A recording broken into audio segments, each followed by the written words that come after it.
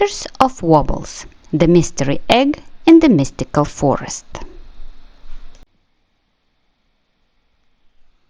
The sun peeked over the treetops in the mystical forest, casting golden light on the soft green moss below. The animals of the forest were excited. It was the morning of Easter, and the Easter bunny had hidden colorful eggs everywhere. Pip the Squirrel scampered through the trees. Lily the bunny hopped between the bushes, and Oliver the owl soared overhead, all searching for the eggs left behind. "Look, I found a green one," chirped Flint the Sparrow. "And I have a blue one," chattered Pip the Squirrel, his fluffy tail twitching with excitement.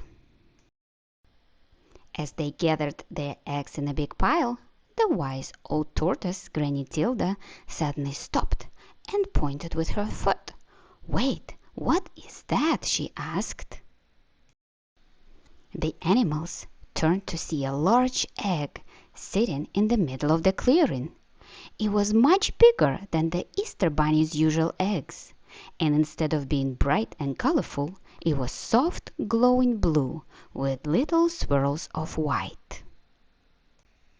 "That's no ordinary Easter egg," said Oliver the owl, blinking curiously. "It looks different." Lily the bunny hopped closer and sniffed. "It doesn't smell like chocolate." Just then the egg wobbled. "It moved!" gasped Pip the Squirrel, leaping onto a branch in surprise. The animals gathered around as the egg wobbled again. Then crack! A tiny piece broke off. Then another. Soon the whole egg cracked open, and out tumbled a little blue furry creature with big round eyes and a tiny wobbly step. "Oh my!" said Granny Tilda the Tortoise. Who are you?"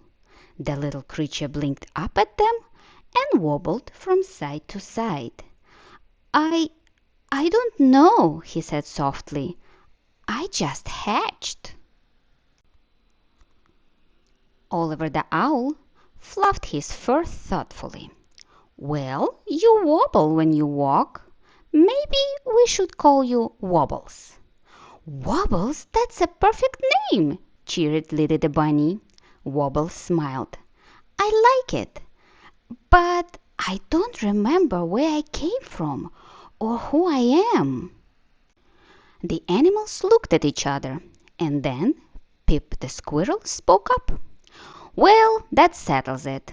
You should stay here with us in the mystical forest." "Yes, we can help you build a cozy little house," said Granny Tilda. "And we can bring you gifts to make it feel like home," added Flint the Sparrow.